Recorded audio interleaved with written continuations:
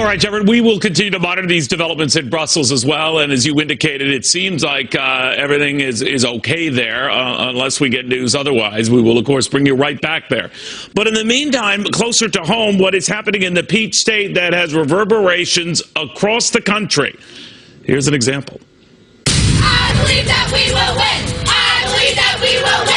I think everybody should watch me putting on my I voted sticker, since my opponent can't do that today. This race is about what's important to the voters of the 6th District, their access to health care, particularly women and those with pre-existing conditions. $50 million. $50 million. That's just for now. That's how much has been spent in this congressional race in Georgia's 6th congressional district, northern Atlanta, where it has been safely Republican since the late 1970s. The last Democrat to win here was back in 1976, when Jimmy Carter was elected president of the United States. Since then, all red all the time. But maybe not this time? To Jonathan Serra at a polling place in suburban Atlanta on what's going down. Jonathan. There has been heavy turnout today, and that's despite the fact that it's been raining on and off. People just showing up with their umbrellas because they realize the eyes of the nation are in Georgia's 6th congressional district. And perhaps even more dramatically is the early voting. When you look at the figures, 140,000 people have already cast ballots in advance of today's election day. That's more than a quarter of all registered voters in this district, and double the number of early voters that you had during the April primary here. So both parties are considering this race very important, a must-win race, and it's the same for the various members of their respective parties. Take a look at this tweet from Steve Scalise. He, of course, is the House Majority Whip who was shot during last week's attack on the Republican congressional baseball team. He tweeted in support of Karen Handel, saying, quote, "Karen Handel is a great candidate, and Team Scalise is polling for her." Meanwhile, Democrat Jon Ossoff, a former congressional staffer, had civil rights icon and Congressman John Lewis campaigning for him, while also striking a moderate tone to attract independent voters in this district that favors establishment Republicans. But Handel and outside groups have been trying to link Ossoff to the liberal wing of his party, and you can see it in the campaign ads that have been running during every commercial break. Heavy saturation with all the money being invested in both races. Now, the polls are about to close in most of the areas of this region at 7 o'clock, but a judge has ordered polls in at least 2 locations in DeKalb County where they had some mechanical problems, some issues with the voting machines. Those 2 locations must remain open until 7:30. And there's also another race to tell you about going on in South Carolina. This is to replace the Mick Mulvaney, who left a seat held in upstate South Carolina to become budget director for the Trump administration. But that district is considered safe for Republicans. So, Neil, as you can imagine, a lot less money being invested in that race. Back to you. All right. Thank you, my friend, very much. Jonathan Serra, he's going to have a long night ahead of him, but he can handle it. He's young. Of course, he can do that.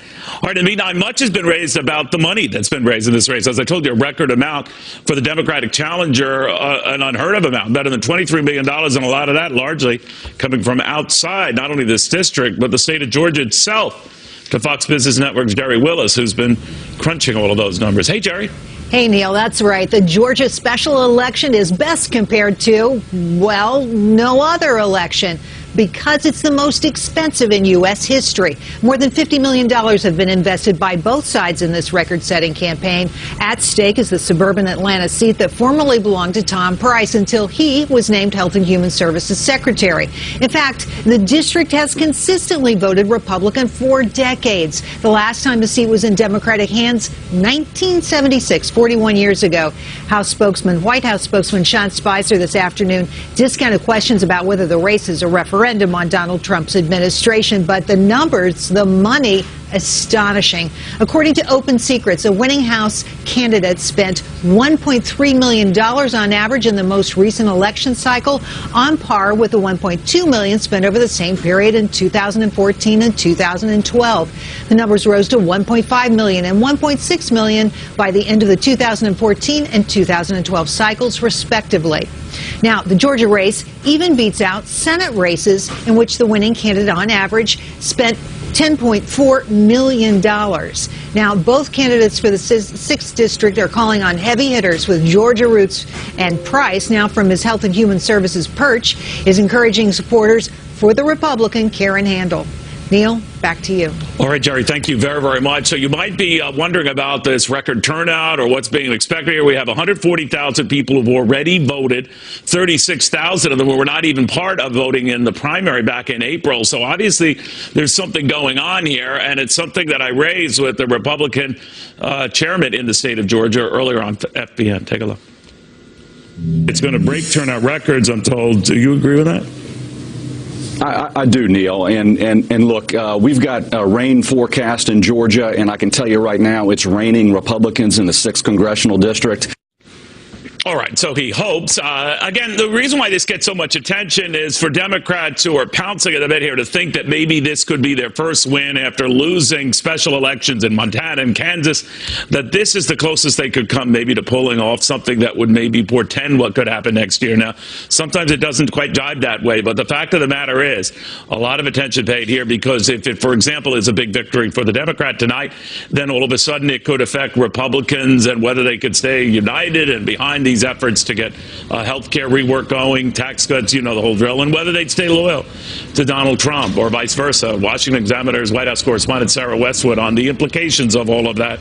What do you think, Sarah? I mean, we obviously look at this race and see it as the way many have been presenting it, as a sort of an early barometer of what could happen next year. It's probably too soon to say that, but a lot of money here to wage bets on that, huh?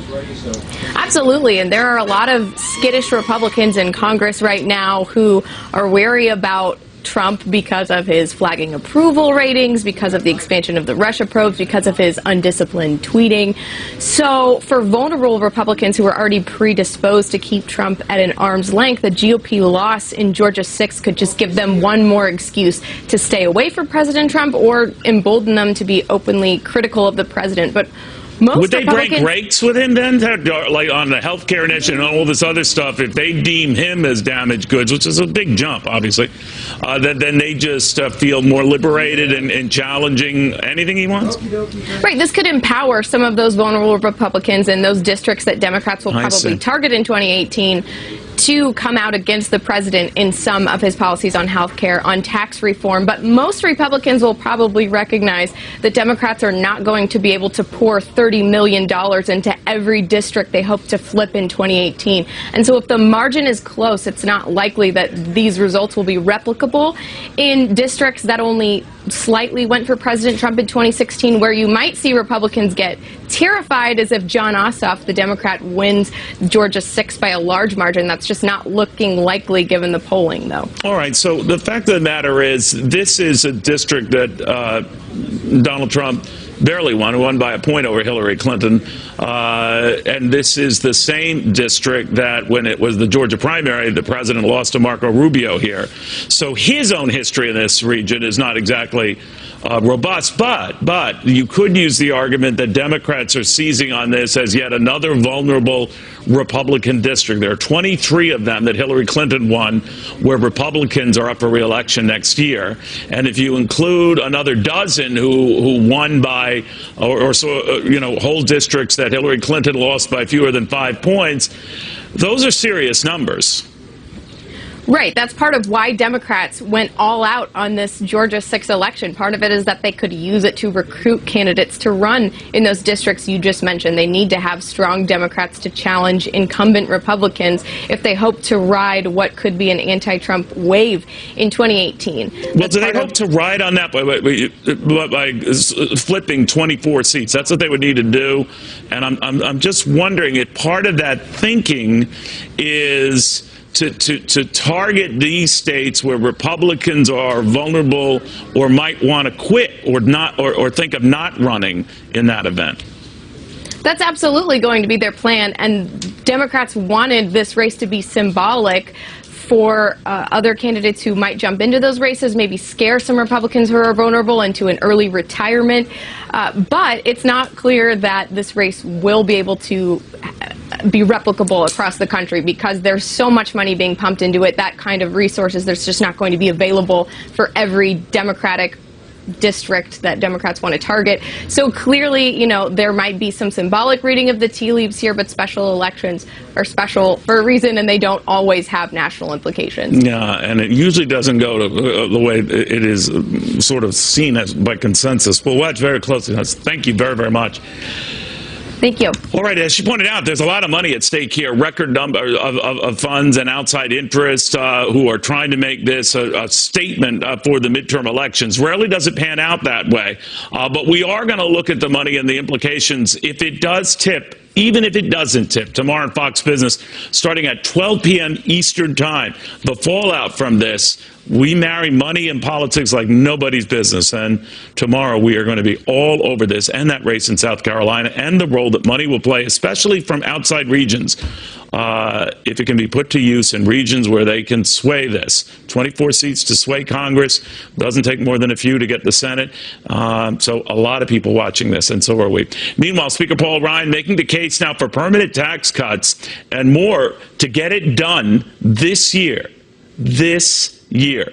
To the man who probably has been saying to himself, hello, I've been doing this for a while. The House Ways and Means Chief, Kevin Brady, is next. These reforms, these tax cuts, they need to be permanent. I am here to tell you, we are going to get this done in 2017. All right, and to hear the Speaker tell it by September. And that is also the time Gary Cohn, the man who runs the National Economic Council over at the White House, was saying much the same, that he'd like to see something move out of the House by about that same time period. So obviously they're on the same page here. House Ways and Means Committee Chairman Kevin Brady, whether this is doable. What do you think, Chairman? It is, and I think the fact that the Speaker made the case is what we are hearing from our local businesses, as you are, which is go bold, go permanent, and go now. We're making steady progress on tax reform. We continue to meet with, in fact, this week again, the Trump tax team, the House and Senate will meet again working on this. And so, look, we've got more work to do in the weeks ahead on a unified tax reform plan, but we continue to stay on the right timetable. Chairman, when we were monitoring Speaker Ryan's remarks on Fox Business, which if you don't get, sir, you should demand, and I know you're busy, but one of the things that I did catch is that he didn't say word one about that border adjustment tax, the tax on imports, and I'm wondering if that was coordinated with the White House or others to say it's dead, Speaker, move on.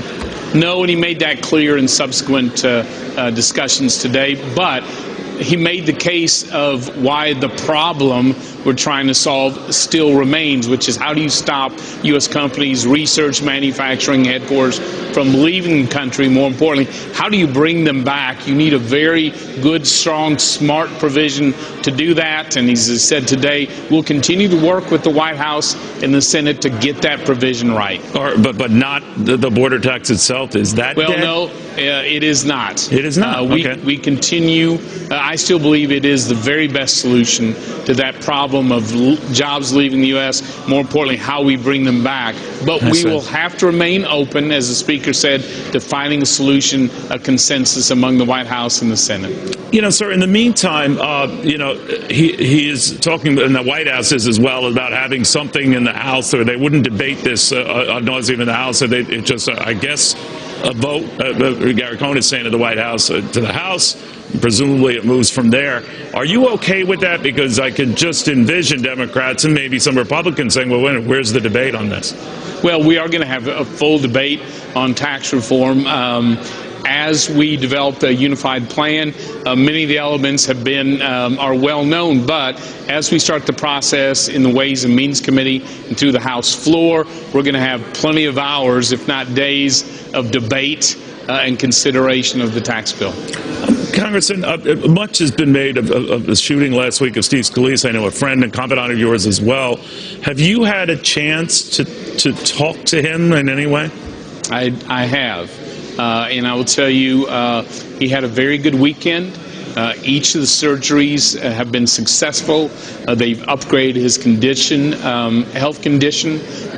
Clearly, he's got a long road ahead of him for a full and complete recovery, but he is visiting with his wife.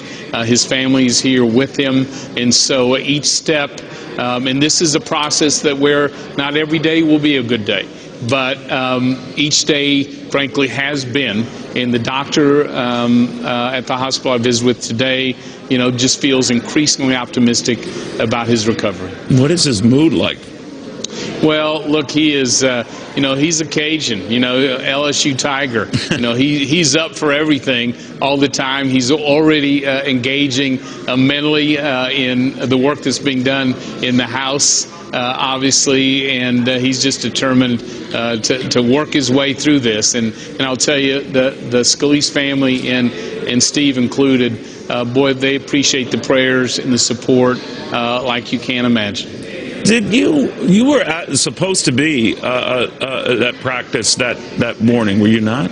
Yeah, I was there. You were, and okay. Had left just a couple moments before the shooting began. And as I'll tell you, in many ways, it was a day of miracles that so many more weren't lost that day, and so we're just very grateful. Now, did you left before this all started? Did you hear anything on your way out? Or no, and I left. I left a few minutes after 7. I think the first calls came in about 7:10, and so apparently I had just left the ball field. This is not what you expect to happen early in the morning and a beautiful summer day, getting ready for this wonderful tradition of baseball on Capitol Hill. We were blessed that we had the Capitol Police there, that it was a light day. Our pitchers were resting their arms. Many had already left from practice, but I'll tell you, it is, again, not what we expected when we showed up in cleats and with our ball gloves that morning. Oh, I'm sure. When you talk to Congressman Scalise, I don't want to, have you compromise private conversation, but has he appreciated the enormity of what almost happened here, what did happen, there was a gunman there not only trying to take him out, but many of your colleagues, and this could have been even worse. He does, and I think his first and foremost thought was for his 2 Capitol Police a detail who responded both first to draw the shooter away from him and the ball players on the field, and then engaged him successfully. And so his first question, his first response was asking about his detail, which tells you exactly the kind of guy Steve Scalise is. All right, I'm glad to hear that. Glad to hear you're well as well.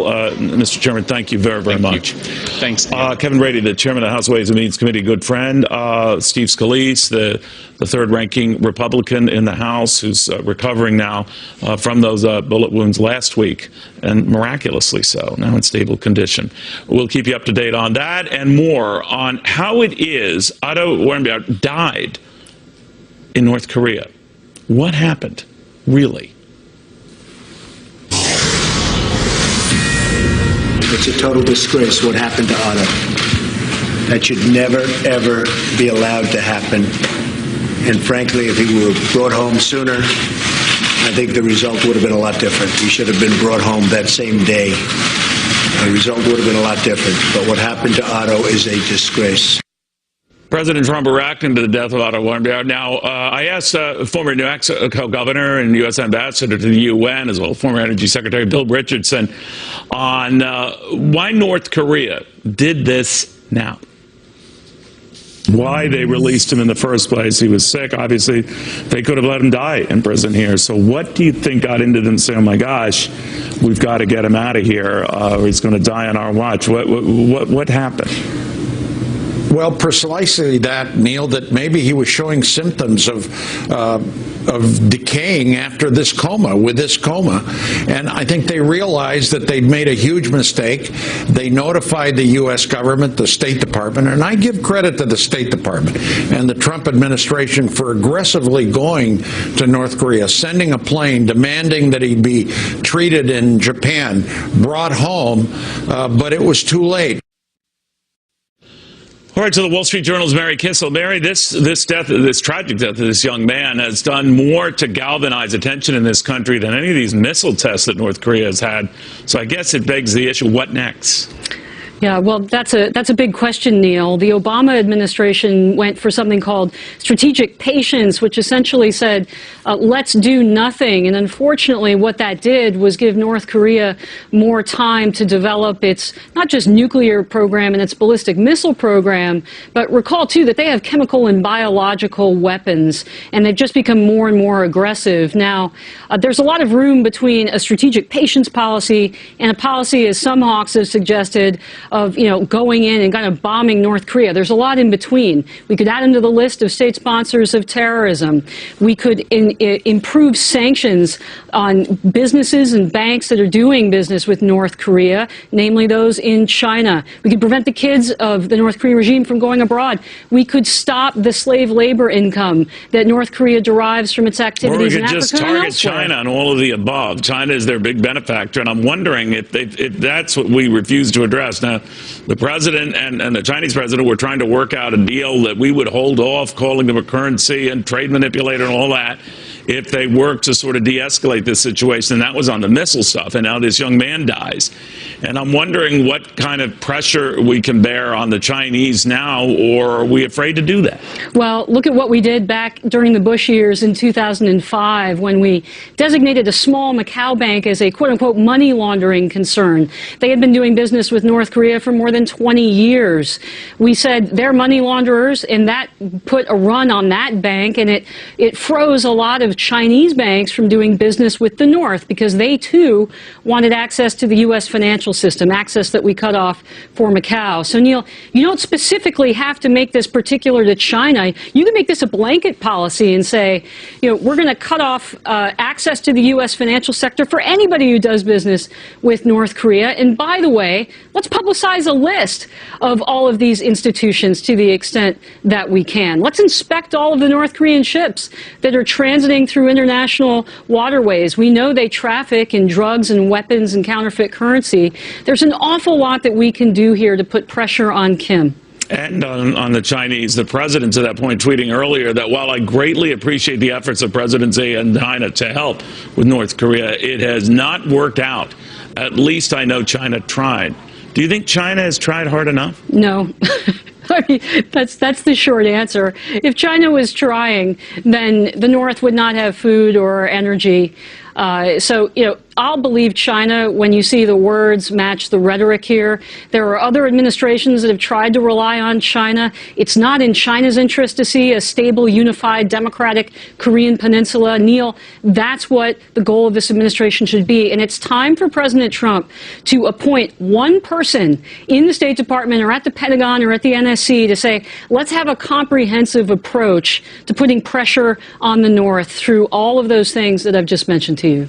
Very well put. Mary Kissel, Wall Street Journal editorial board. Thank you. Good seeing you again. Great to be with you. All right. You've heard about all that money going into that Georgia congressional race, better than $50 million by last count. The challenger was trying to shake what has been a Republican lock on that seat for the better part now of, 3+ decades. More money from abroad, more money from outside that district, from outside that state, by far, than from inside. Why do you think that is? After this. Tis the season after all, and this one's a biggie. Bracing for a tropical storm off the coast of Louisiana. A storm warning now issued over the Gulf of Mexico from Cameron, Louisiana to the intercoastal city. The storm expected to hit tomorrow. We'll be watching it closely.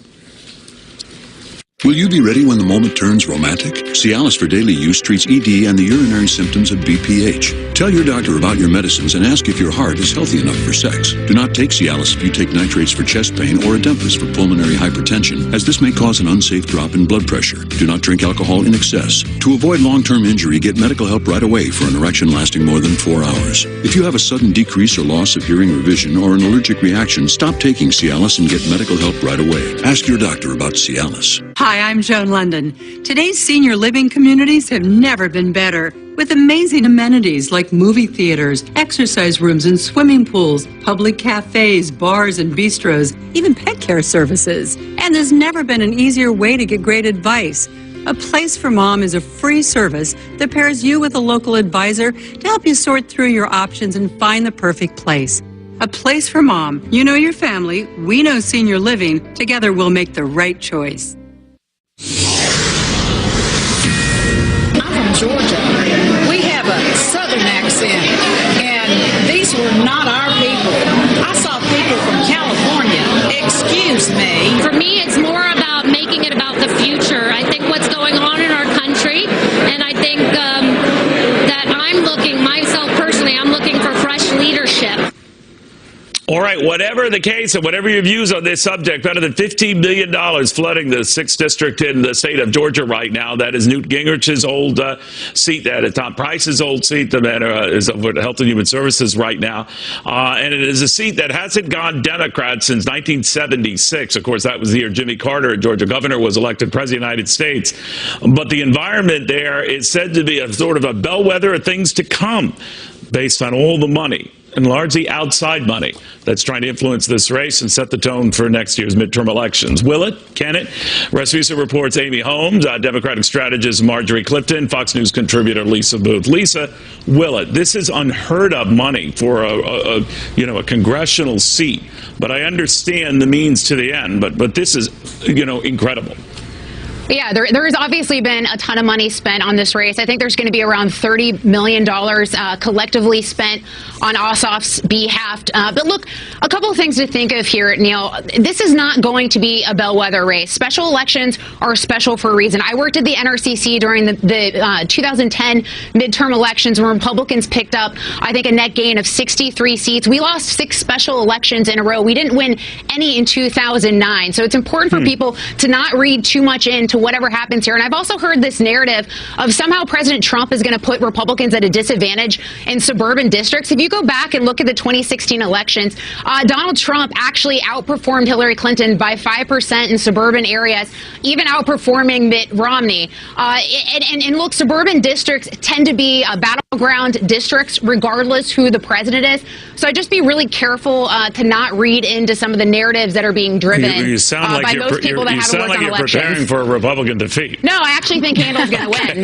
No, I actually think Handel's going to win. Do you read much into that it puts pressure on Democrats if Ossoff does come out and win this, and that the expectation would be that they can build on this momentum, because special elections rarely offer that opportunity. But this has been an interesting development in this district, and everyone in the Democratic Party seems to have been making this about Donald Trump, is it? Well, I mean, I think that's the only thing Democrats have to push on right now is Donald Trump, because there hasn't really been a lot of policy or anything else passed since he took the office. And I think people are looking at, a time where what is the temperature? What are people really thinking? And frankly, I think the miscalculation around this election has everybody a little bit thinking, can we really judge what the outcome of an election is going to be? And a lot of that money, again, is about momentum in their eyes. But candidly, what I think is $50 million, regardless of Republicans or Democrats, pouring that kind of money into an election at a time, candidly, where government or approval of government systems, our electoral system, is an all-time low. What $50 million could do for a school district in Georgia? Yeah, that's always an issue, I think, on the right and left. You're quite right about that. But, Amy, one of the things I wonder with this amount of money that's going into this and the expectations that it can build for Democrats, I think about Republicans and whether some of these 24 or so Republican congressmen in districts that Hillary Clinton won will feel vulnerable, or will feel that they should somehow separate themselves from Donald Trump, or some of them maybe opt not to run at all. I mean, you could see how this could build and feed on itself. Oh, absolutely. And if Ossoff wins tonight, it's going to be a huge symbolic victory for the Democratic Party. And those Republicans in Hillary Clinton districts, yeah, they should feel vulnerable, because they know that millions of dollars from around the country outside of their districts will be pouring into their races for Congress to try to defeat them. So you always have to stay on your toes. This is politics. It ain't beanbag. No, you're right. But what I would add to this that I don't think there's been enough attention is that Ossoff, he's been running, at least he says, as a moderate and an independent. He's not been running as a Bernie bro, fire-breathing Well, he's socialist eschewed those left-winger. guys coming to the district to campaign on Right, his he didn't behalf, want right? them there, and I think that's also a lesson for the fair left, enough. that their politics, they don't sell in a lot of these places. Marjorie, what do you think of that? The fact that he has also opted not to have some of the big liberal luminaries of the party come down to the district. Maybe, they tried or 70%. whatever, but he's not interested in Right. that. Yeah.